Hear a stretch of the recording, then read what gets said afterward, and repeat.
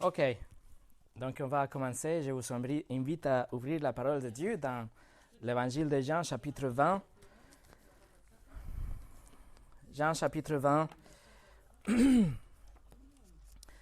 Aujourd'hui, on arrive à la toute dernière section de notre étude de la divinité de Christ. Cette étude qu'on a commencée, ça fait longtemps. On a commencé avec la gloire de Christ. On a regardé la gloire de Christ dans la création, la suprématie de Christ. Après, on a étudié l'autorité de Christ sur les démons, sur le péché, sur la création. Après, on a vu une section par rapport aux déclarations de Christ, dont les 7 déclarations « Je suis » de Christ. Et aujourd'hui, on commence la 4e et dernière section, qui c'est une section sur les déclarations par rapport à Jésus, ce que les autres ont dit de Jésus. Et ceci est le message numéro 20 de toute cette étude de la divinité de Christ. C'est presque la fin de cette série. Je suis content et j'espère que ça vous a aidé aussi à connaître le Seigneur beaucoup plus. Je vous dis que mon objectif, mon but dans toute cette étude de la divinité de Christ, c'est que vous pouvez voir Jésus comme Dieu dans la chair, que vous allez le chercher beaucoup plus profondément et qu'il va vous attirer beaucoup plus vers lui, en fin de compte, que vous aurez la vie éternelle. Puisque si on a la foi dans un Christ qui n'est pas Dieu dans la chair, ça serait une foi en vain, une foi incomplète, une foi inutile. Donc, mon objectif, c'est le même objectif que Jean avait quand il écrit son évangile. L'objectif de Jean, vous le trouvez dans le chapitre 20, versets 30 et 31. Jean écrit « Jésus a accompli encore en présence de ses disciples beaucoup d'autres signes qui ne sont pas décrits dans ce livre. Mais ceux-ci ont été décrits afin que vous croyiez que Jésus est le Messie, le Fils de Dieu, et qu'en croyant, vous ayez la vie en son nom. » Alors, mes amis, je ne peux pas vous insister trop de comprendre, de croire, de savoir l'importance de croire que Jésus est Dieu. Ça ne suffit pas de croire que Jésus était un prophète. Il ne suffit pas de croire que Jésus était un bon enseignant moral, qu'il était le fils de Marie, le fils d'une vierge. Il ne suffit pas de croire qu'il était un faiseur de miracles. Et même, il ne suffit pas de croire qu'il est le Sauveur ou le Fils de Dieu si vous ne croyez pas qu'il est Dieu dans la chair. Qu'il est 100% Dieu qui a pris un corps humain, qu'il est venu pour vous sauver. Une foi qui ne croit pas dans la divinité de Christ, c'est une foi incomplète et inacceptable et futile. C'est mon but que vous croyez ça parce que Jésus même a dit dans Jean chapitre 8, il a dit « Si vous ne croyez pas que moi, je suis, vous mourrez dans vos péchés. » Et quand Jésus a dit ça, il était en train d'utiliser le nom de Dieu. Il a dit « Si vous ne croyez pas que moi, je suis, c'est-à-dire le nom de Dieu, il applique le nom de Dieu à lui, il a dit « Vous mourrez dans vos péchés. » En fait, dans le grec, il n'y a pas le mot « moi ». Si vous le traduisez à partir du grec, c'est « Si vous ne croyez pas que je suis, vous mourrez dans vos péchés. » Alors, Jésus nous dit, si vous ne croyez pas qu'il est Dieu dans la chair, qu'il est le même Dieu de l'Ancien Testament, Dieu Tout-Puissant, vous mourrez dans vos péchés. Les Mormons, par exemple, les témoins de Jéhovah, ils croient que Jésus est le Sauveur, mais ils rejettent l'idée qu'il est Dieu Tout-Puissant. Et donc, par les propres paroles de Jésus, ils vont mourir dans leurs péchés. Les catholiques et les orthodoxes, ils disent, oui, il est Dieu, mais il a besoin de l'aide de Marie. Il a besoin de l'aide des autres saints et des autres anges pour pouvoir gouverner et répondre aux prières des gens. Donc, même s'il dit, oui, il est Dieu, il nie l'absolue divinité de Christ. Et donc, par les propres mots de Jésus, les propres paroles de Jésus, ils vont mourir dans leurs péchés. C'est pour ça que c'est tellement important, les amis, de comprendre la divinité de Christ, parce que croire qu'il est le Fils de Dieu, même le Créateur de l'univers, c'est pas suffisant si nous ne croyons pas qu'il est Dieu dans un corps humain. Et dans cette dernière partie de notre étude, on va voir 5 passages des Écritures, 5 passages qui nous montrent ce que les autres ont affirmé par rapport à Jésus. Aujourd'hui, on va voir ce que Thomas a dit, Thomas le disciple. Dimanche prochain, ce que le livre aux Hébreux, l'épître aux Hébreux va dire par rapport à Jésus. Troisièmement, on va voir qu'est-ce que Paul a dit. Numéro 4, qu'est-ce que Pierre a dit? Et tout à la fin, pour fermer toute cette étude de la divinité de Christ, qu'est-ce que Jean a dit par rapport à Jésus-Christ? Alors, aujourd'hui, on va regarder ce que Thomas a dit par rapport à Christ et sa divinité. Et en étudiant ça, je vous invite à réfléchir et à voir que si Jésus n'est pas Dieu pour vous, votre foi est incomplète, il a un danger éminent. Voilà, on va commencer, mais avant de commencer, on va prier. Seigneur, il n'y a rien de plus important que te connaître, d'avoir une paix avec toi à travers Jésus. Il n'y a rien de plus important qu'avoir la vie éternelle et avoir le pardon des péchés. Et on sait bien que le moyen, le chemin que tu as choisi, c'est de le faire à travers ton Fils Jésus. Alors aujourd'hui, je te demande et je t'en supplie, Seigneur, que tu ouvres le cœur de tous ceux qui sont ici et tous ceux qui vont entendre cette étude après, pour qu'ils puissent venir dans un endroit de vraie foi, un endroit où ils vont recevoir Christ comme leur Dieu et leur Sauveur, leur Seigneur.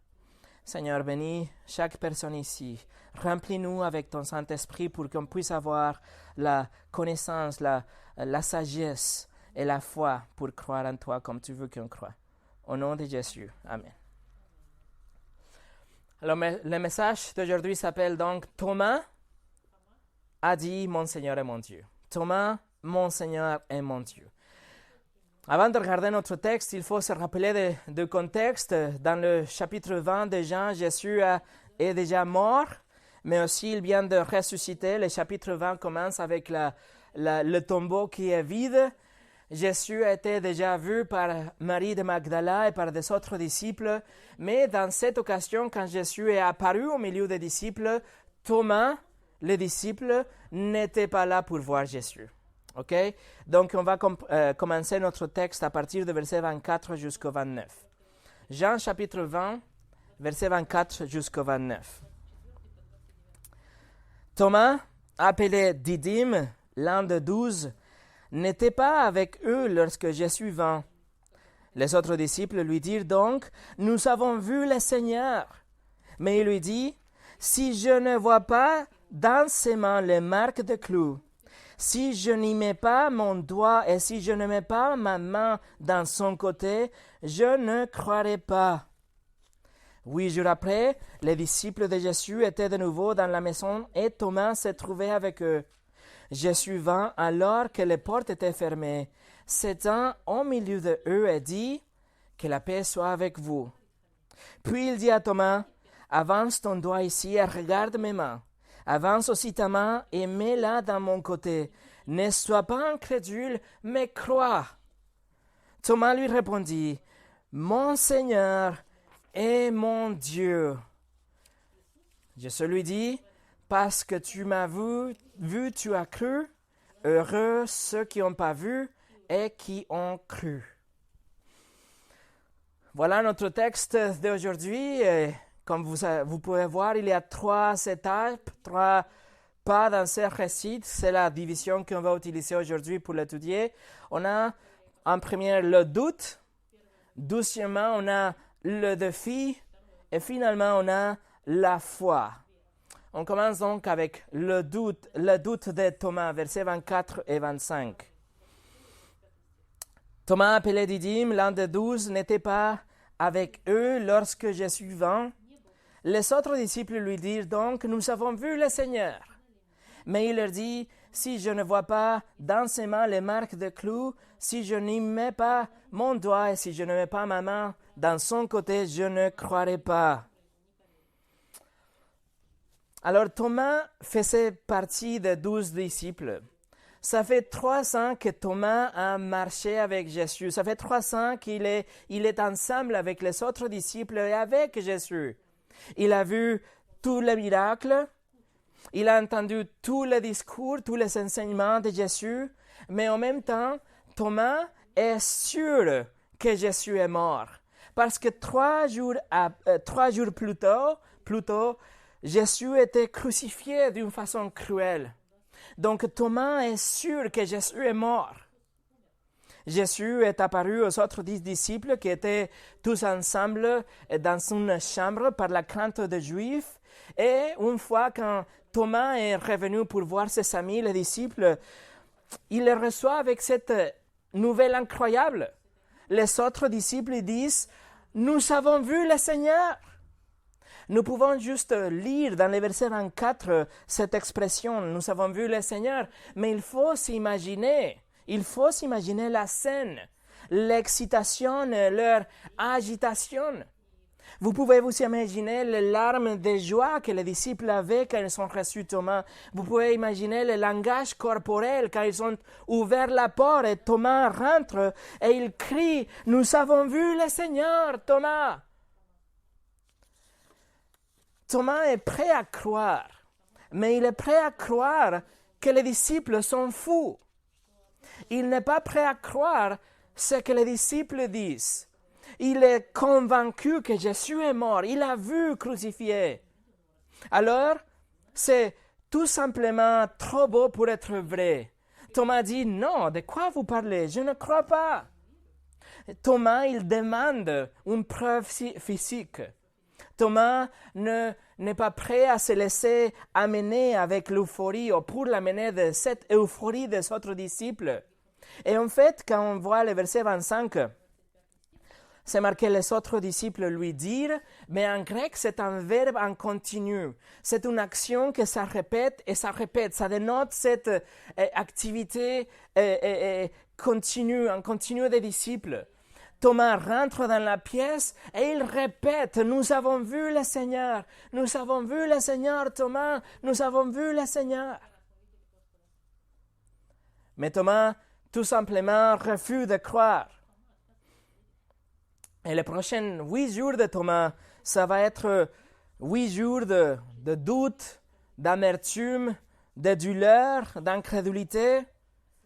Thomas refuse de croire, il ne veut pas croire. Cela nous montre que les disciples n'étaient pas des gens faibles, comme les sceptiques veulent nous faire croire. Les disciples n'étaient pas des gens naïfs, qui croient tout.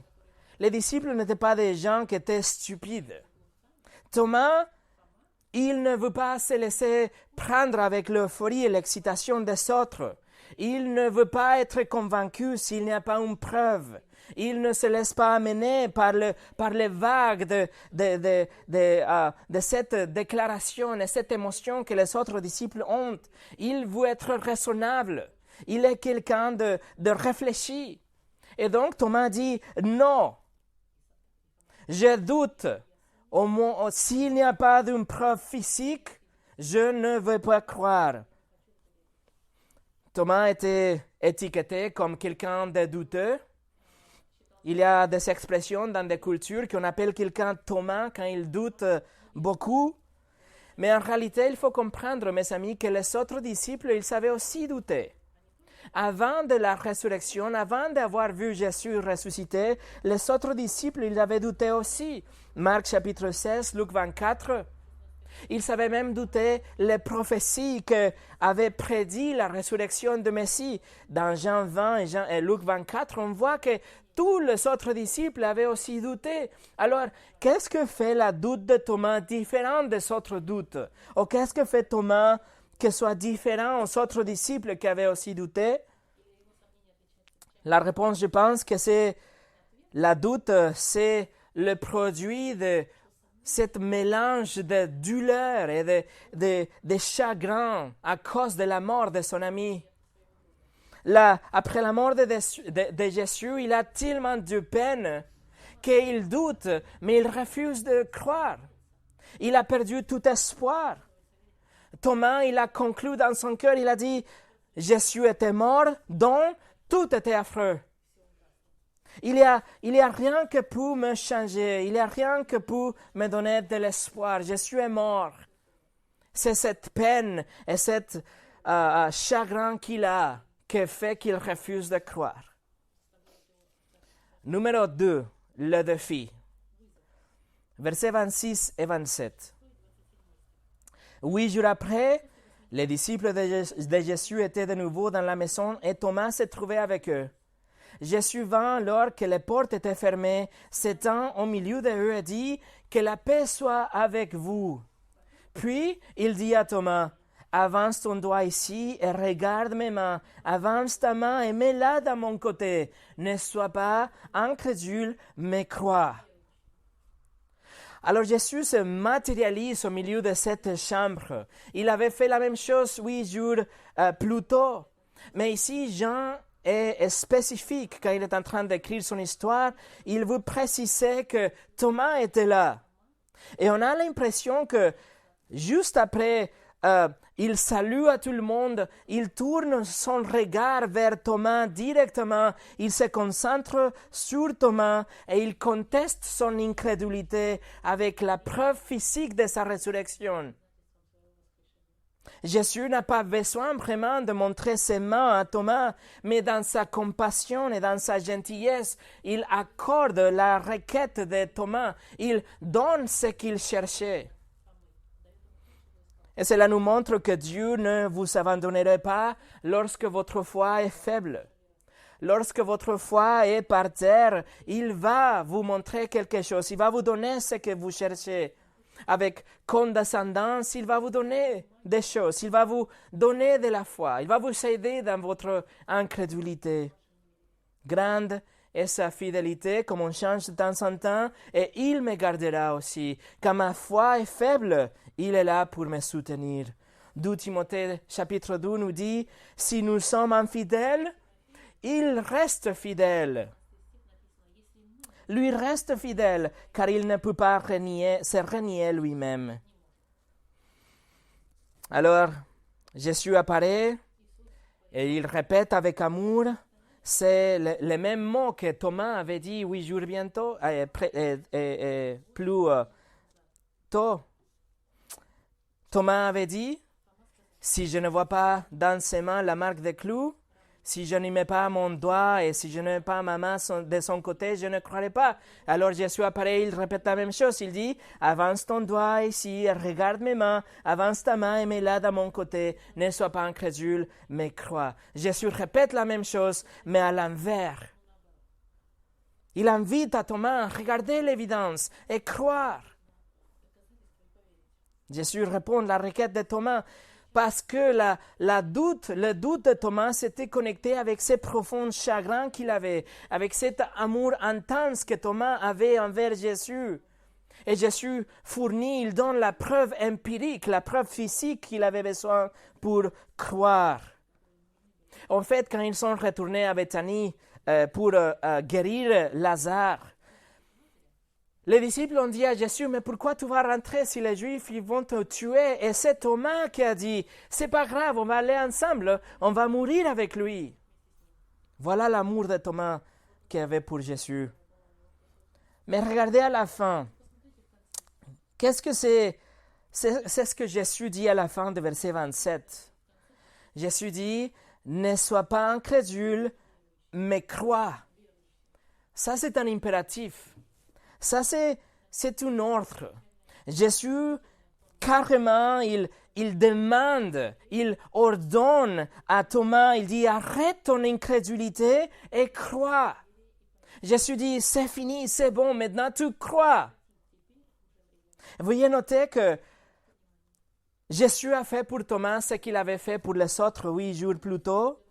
Quand il est apparu au milieu de la chambre, Jésus a dit, que la paix soit avec vous. Et la paix que Jésus nous donne, c'est la paix de Jésus ressuscité. La paix que nous, on peut avoir dans cette vie et même pour l'éternité, c'est le savoir, la reconnaissance et la foi de Jésus ressuscité. Parce que si Jésus est ressuscité, c'est-à-dire qu'il était vraiment Dieu. C'est-à-dire que oui, il est mort parce qu'il était un vrai homme, mais ensemble avec sa nature humaine, il avait une nature divine qui fait qu'il soit ressuscité. Et comme il est ressuscité, cela nous donne la assurance que notre salut a été accompli et fini, qu'on a été vraiment racheté, qu'on peut avoir vraiment la vie éternelle. Le Seigneur n'était pas très occupé en gouvernant l'univers qu'il ne pouvait pas s'occuper de Thomas. Mais on a l'impression que ce rendez-vous, cette apparition était pour le bénéfice de Thomas seulement. Il se souciait de lui, de son doute, de sa crainte, de sa peine.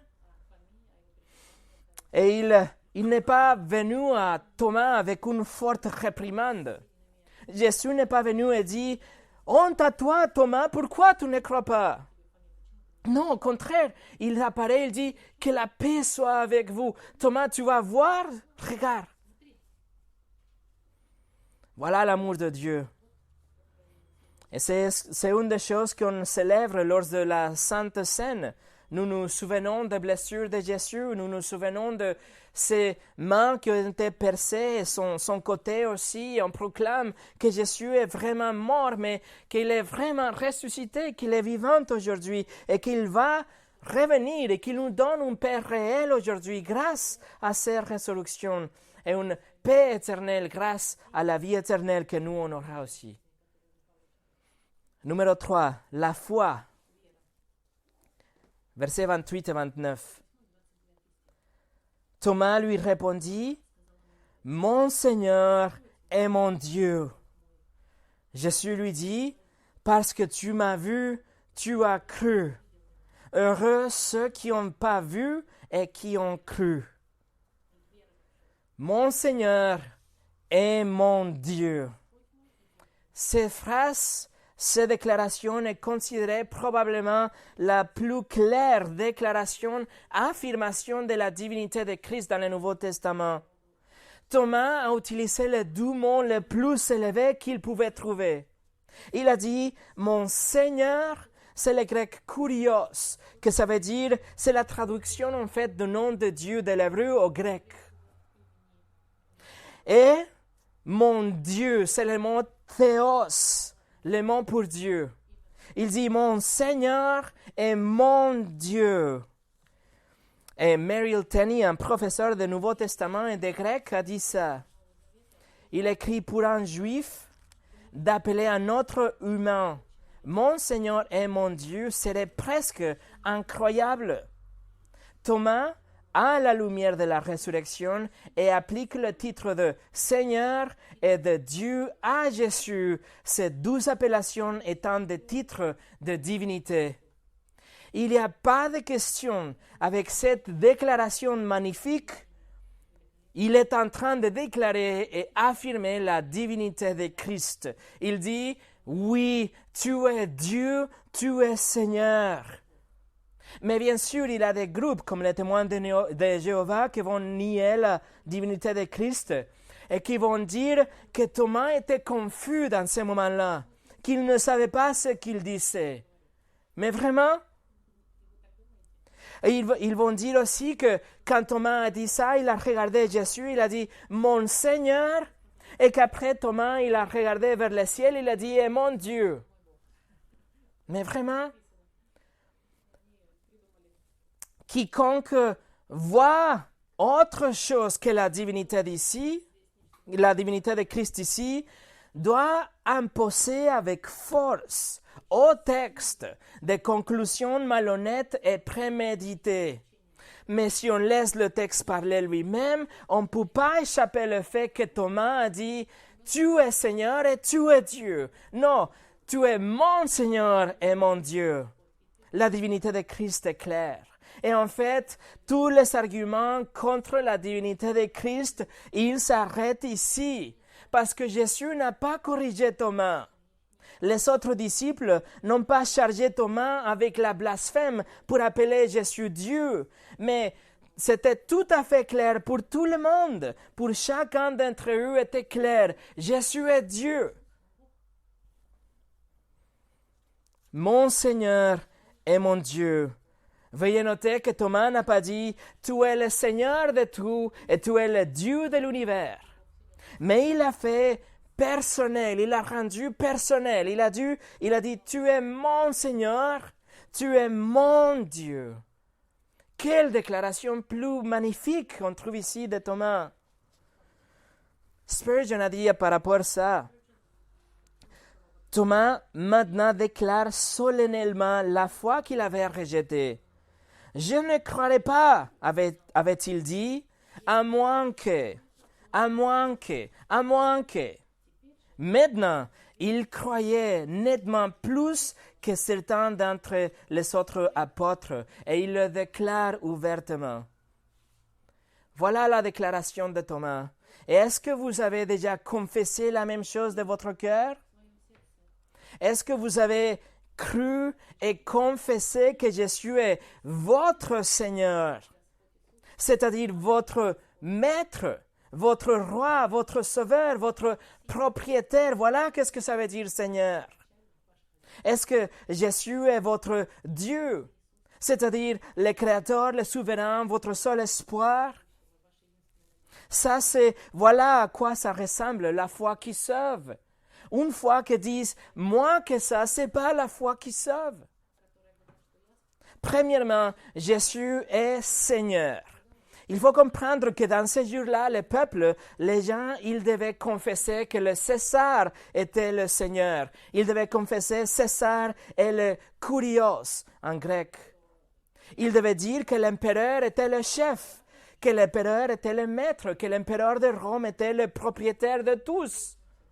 Il devait dire, tous les citoyens de Rome devaient confesser qu'ils étaient ses sujets. Ils devaient obéir la volonté de César, ils devaient obéir la volonté, travailler et voir que tout ce qu'il avait commandé soit accompli. Toute personne qui agissait en dehors du plan de l'empereur était un ennemi du roi, ennemi de César, de Seigneur, de Kurios. Ponce Pilate, quand il a présenté Jésus devant les Juifs, juste avant de le crucifier, Ponce Pilate, il a dit, « Voici votre roi. » Mais les gens, d'une façon hypocrite, ils ont répondu, « Nous n'avons pas d'autre roi que l'empereur. » Mais pour les chrétiens, un vrai croyant, il s'écrit, « Nous n'avons pas d'autre roi que Christ. » Ça, c'est la confession d'un croyant. La confession qui déclare que Jésus est le Seigneur. On accepte rationnellement qu'il est le souverain, qu'il est le roi, qu'il est le dirigeant. Jésus est Seigneur, reconnaît que ma volonté et mes plans, ils sont soumis à la sienne.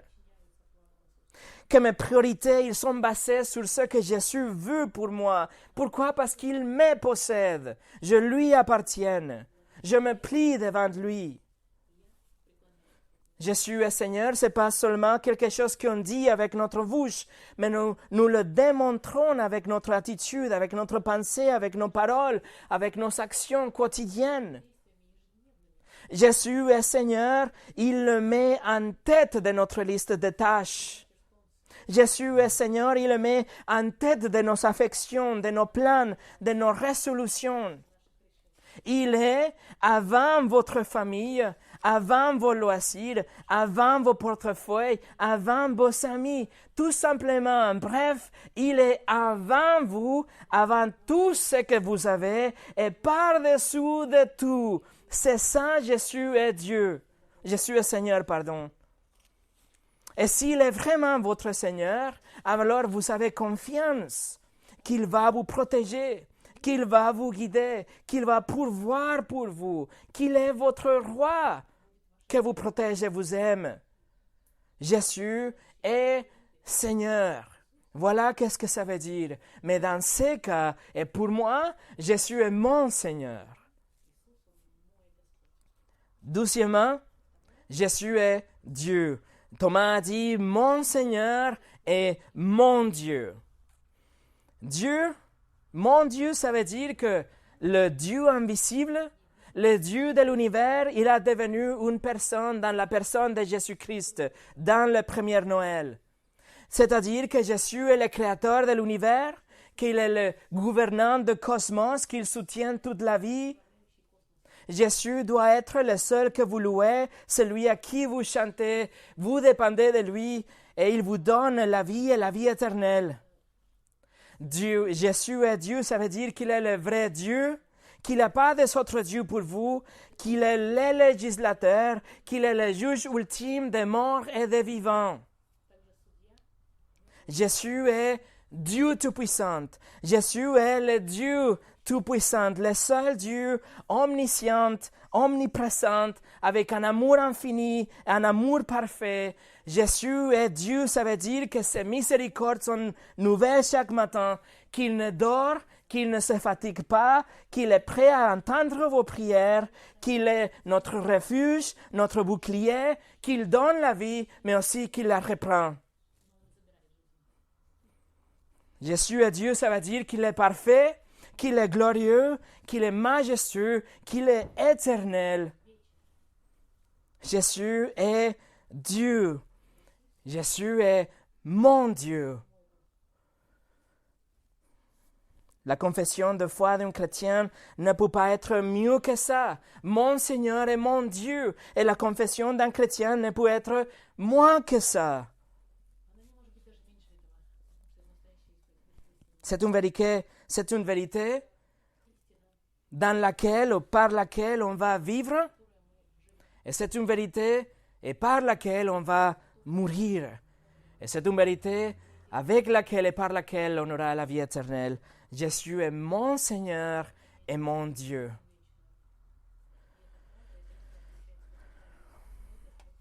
On a un ami que parfois, quand on sort partager l'évangile dans la rue, il pose la question, si Dieu te demande pourquoi il doit te laisser rentrer au paradis aujourd'hui, qu'est-ce que tu vas lui dire? Et les gens ils commencent à donner des réponses. Mais voici une bonne réponse, mes amis. Pourquoi Dieu doit me laisser rentrer au paradis? Réponse, Jésus est mon Seigneur, Jésus est mon Dieu. Est-ce que vous avez des excuses aujourd'hui? Est-ce que vous avez besoin de preuves, plus de preuves que les près de 20 heures qu'on a passées en étudiant la divinité de Christ? Est-ce que vous avez des doutes comme Thomas?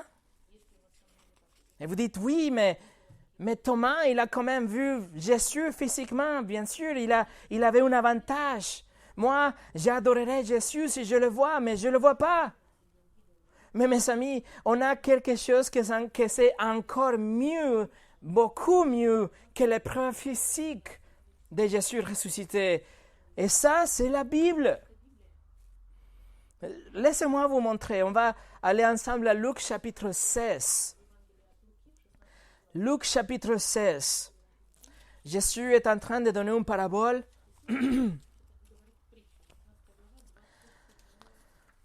Il est en train de donner une parabole et il y a un homme qui est allé en enfer. C'est un homme riche qui est allé en enfer et il demande à Abraham qu'il le laisse partir pour avertir sa famille, qu'il ne tombe pas dans le même endroit de punition. Regardez à partir du verset 27. Le riche dit, « Je te prie alors, Père, d'envoyer Lazare chez mon père, car j'ai 5 frères. C'est pour qu'ils les avertissent, afin qu'ils n'aboutissent pas eux aussi dans ces lieux de souffrance. » Abraham lui répondit, « Ils ont Moïse et les prophètes, qu'ils les écoutent. » Le riche dit, « Non, Père Abraham, mais si quelqu'un vient de chez les morts vers eux, ils changeront d'attitude. » Abraham lui dit alors, « S'ils n'écoutent pas Moïse et les prophètes, ils ne se laisseront pas persuader, même si quelqu'un ressuscite. » Et le point de ces versets, mes amis, le point de ces versets, c'est que si les gens n'écoutent pas Moïse et les prophètes, si les gens ne croient pas en Moïse et les prophètes, que c'est deux des 3 divisions de l'Ancien Testament, s'ils ne croient à la loi de Dieu, s'ils ne croient dans les prophètes de Dieu, ils ne seront pas convaincus même avec une résurrection. L'argument que Jésus nous présente aussi, c'est un argument qui va de plus grand au plus important au moins important. Il dit, si la loi et les prophètes, c'est-à-dire si les Écritures ne les persuadent pas, alors quelque chose de moins important, dont la résurrection, il ne veut pas le persuader non plus. Mes amis, ce que Jésus est en train de dire, c'est énorme. Il est en train de dire que le livre en face de vous est plus important et classé au-dessus d'avoir vu Jésus ressuscité. Et on a lu juste avant le culte, dans 2 Pierre chapitre 1, on a lu que Pierre a dit, oui, on était là dans le monde de la transfiguration, quand on a entendu la voix de Dieu, quand on a vu le corps de Jésus transfiguré, mais on a plus certain la parole. Et Pierre continue à dire, vous devez l'obéir, vous devez la suivre. C'est comme une lumière, il a écrit. Voilà, donc, notre livre, notre Bible est plus importante et classée au-dessus de toute expérience qu'on peut avoir. Pourquoi? Parce que la Bible est complète, la Bible est objective, est permanente, est autoritative, elle est fiable, elle est vérifiable. C'est pour ça que nos sentiments et nos émotions ne comptent pas. Le christianisme n'est pas basé sur des expériences, mais basé sur ce que Dieu a dit sur noir et blanc et gardé, préservé dans sa parole éternelle. Ça, c'est le christianisme. Qu'est-ce que Dieu a dit, pas comment je me sens aujourd'hui. Alors, mes amis, notre Bible a bien plus de valeur que l'expérience de Pierre et Thomas combinés. Si vous parlez avec Thomas et vous lui dites, oui, mais toi, tu as vu Jésus, il va dire, tu rigoles, tu as la Bible. On va retourner au Jean chapitre 20 pour regarder la réponse de Jésus encore une fois.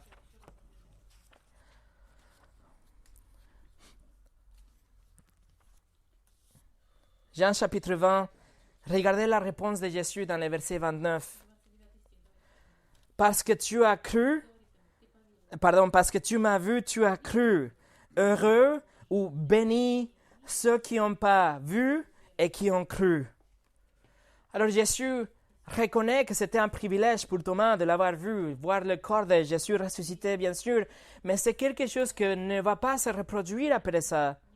Une fois que Jésus est monté au paradis, personne ne l'a vu après, sauf, à exception de Paul et Jean dans le livre de l'Apocalypse, bien sûr, mais après ça, il n'y a personne qui a vu le corps de Jésus ressuscité.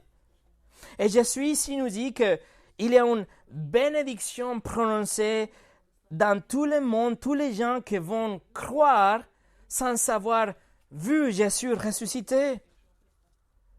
Et c'est ce que Jésus a prié dans le chapitre 17.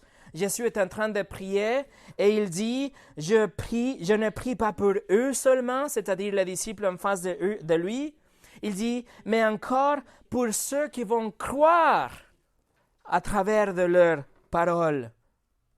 Alors si vous croyez aujourd'hui en Jésus, vous êtes dedans cette prière. Jésus a prié pour vous, tous ceux qui vont croire sans avoir vu le corps de Jésus ressuscité. Vous êtes venus, c'est ce que Jésus a dit à Thomas aussi, parce que vous avez cru sans voir.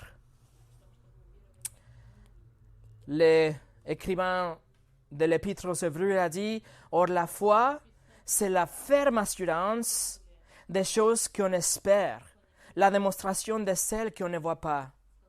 La foi, c'est de croire, d'être sûr, même sans avoir vu Jésus ressuscité. Et en fait, 40 jours après, quand Jésus est monté au paradis, personne ne le reverra, comme je dis. La première épître de Pierre nous le dit aussi, chapitre 1, verset 8, il dit, vous l'aimez sans l'avoir vu. Vous croyez en lui sans l'avoir encore vu et et vous vous réjouissez d'une joie indescriptible et glorieuse parce que vous obtenez le salut de votre âme pour votre foi. Alors c'est notre foi qui nous sauve. Nous sommes sauvés par la grâce à travers de la foi. On n'a pas besoin de toucher les mains de Jésus, de mettre notre doigt dans le marque, etc. On croit et on a une bénédiction spéciale. Voilà, la confession de Thomas était tellement radicale et tellement vraie que l'apôtre Jean n'avait pas besoin d'écrire rien d'autre après ça. Il peut juste poser son stylo et fermer son livre. Il peut juste laisser le lecteur dans ce moment de foi. C'est le sommet d'une déclaration de foi. Et c'est ce que Jean a fait. Il pose sa plume, il n'écrit plus. Il y a le chapitre 21, mais le chapitre 21, c'est plutôt un épilogue de son livre. Et donc, il finit son livre avec la déclaration de Thomas et puis avec l'objectif de son livre qu'on a lu tout à l'heure aussi, le verset 31 du verset 20. Mais ceux-ci ont été décrits afin que vous croyiez que Jésus est le Messie, le Fils de Dieu, et qu'en croyant, vous ayez la vie en son nom. Point. Il pose son crayon, c'est fini. Alors l'objectif de Jean, c'est que vous passez, comme Thomas, de l'incrédulité à la foi. Que vous passez d'être un douteur à quelqu'un qui va croire avec tout son cœur. Peut-être aujourd'hui, vous avez des doutes et vous avez aussi des questions. Mais ça doit pas vous empêcher de croire. Et après, laissez que votre foi grandisse. Se purifie après. Alors, à travers l'évangile de Jean, on a vu Jésus qui a vaincu la maladie, le démon, la nature. Il a vaincu les lois phariséiques, il a vaincu le chagrin, la douleur et même la mort. Mais avec Thomas, Jésus a vaincu aussi la doute. Il est vainqueur de l'incrédulité. Et ça, c'est la victoire que vous devez avoir, que Jésus veut avoir dans votre cœur pour vous passer d'un douteur à quelqu'un qui déclare la divinité de Christ et va recevoir la vie éternelle. Pour nous préparer pour finir, écoutez ce que John MacArthur écrit. Certains disent qu'il n'était qu'un bon enseignant, mais les bons enseignants ne déclarent pas être Dieu. Des autres disent qu'il était un bon exemple. Mais les bons exemples ne fréquentent pas les prostituées, les ivrognes et les politiciens douteux. Des autres disent que c'était un fou religieux. Mais les fous ne disent pas les genres de paroles qu'il a prononcées, claires, lucides, riches et de sens et pénétrantes. Les fous n'attirent pas les femmes et les enfants et leurs folies ne cadrent pas avec l'intelligence de Pierre, de Jean, de Luc et de Paul. Des autres encore disent que c'était un imposteur religieux qui promouvait une supercherie comme tous les autres soi-disant sauveurs. Mais les imposteurs ont la fâcheuse habitude de rester morts. Des autres disent que c'était un fantôme, mais les fantômes n'ont pas une chair qui se crucifie et du sang qui coule. Et beaucoup ont dit qu'il n'a jamais existé, qu'il est un mythe. Mais le mythe n'ordonne pas le calendrier de l'histoire humaine. Qui est-il alors? Thomas avait magnifiquement compris. Il a regardé et a dit, « Mon Seigneur et mon Dieu. » Mes amis, je vous invite à regarder comme Thomas, regarder la blessure de Jésus par la foi, de comprendre à travers ces blessures la gravité de votre péché, le sacrifice du Fils de Dieu qui était commandé par Dieu pour pouvoir vous pardonner, qu'il était frappé, blessé et tué. Voilà le paiement pour votre péché, la gravité de votre péché. Regardez les blessures de Jésus par la foi et comprenez combien Dieu vous aime, comment il est sérieux par rapport au péché et combien il est miséricordieux pour vous donner un sauveur qui est mort pour vous. Il a donné sa vie pour vous. Et aujourd'hui, vous pouvez juste croire. Il faut rien faire. Il faut pas aller dans une religion, une église, ou faire des efforts, ou avoir des traditions. Il faut croire. Mais à part la foi, il n'y a pas un autre moyen d'être sauvé. C'est juste par la grâce, à travers de la foi en Jésus-Christ. C'est ce que la Bible nous dit, le salut c'est par la grâce, c'est un cadeau de Dieu et il nous donne gratuitement parce que personne ne peut l'acheter. Alors aujourd'hui, je vous invite, je vous en supplie, ne soyez pas incrédules mais croyez. Croyez que Jésus est le seul chemin pour arriver à Dieu, qu'il est mort pour votre péché, qu'il est mort pour vous, qu'il vous donne la vie éternelle et que vous devez juste vous détourner de vos péchés. Repentance et foi, c'est ce que la Bible nous dit. Croyez qu'il est mort mais aussi ressuscité, qu'il est vivant aujourd'hui, qu'il règne et roule et gouverne l'univers et qu'un jour il reviendra comme le juge, comme est en train d'étudier avec John Glass dans l'Apocalypse. Croyez qu'il était un homme, mais qu'il était 100% Dieu. Et si vous croyez ça, vous ne mourrez pas dans vos péchés, mais vous aurez la vie éternelle d'une façon gratuite. Alors, comme Thomas, déplacez-vous d'un doute à une assurance, d'une excuse à une conviction, de la négation à la déclaration, de l'incrédulité à la foi, de l'enfer au paradis. Et déclarez avec lui, déclarez avec moi et avec tous les chrétiens dans l'univers, mon Seigneur et mon Dieu. Prions.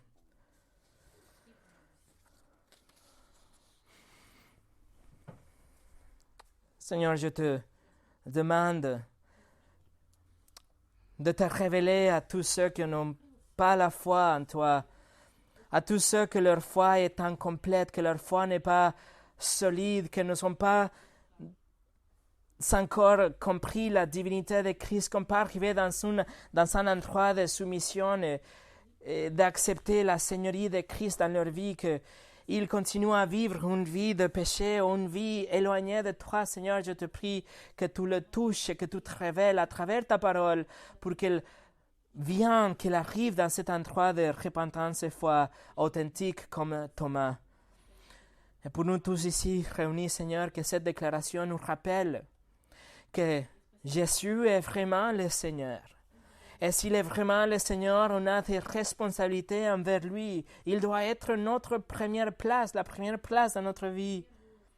Et s'il est vraiment notre Dieu, alors qu'on a la confiance de venir vers lui dans la prière, qu'il n'est pas loin de chez nous, qu'il est juste à côté, prêt pour entendre nos prières comme notre Dieu, et qu'il est tout-puissant, qu'il peut répondre à nos prières, qu'il peut nous donner tout ce qu'on demande, qu'il n'y a aucune situation qui est tellement grave ou grande qu'il ne peut pas résoudre. Il est Seigneur, mais il est aussi Dieu. Seigneur, merci pour ta parole, ta condescendance envers Thomas, et qu'on peut aujourd'hui apprendre de son exemple. Au nom de Jésus. Amen.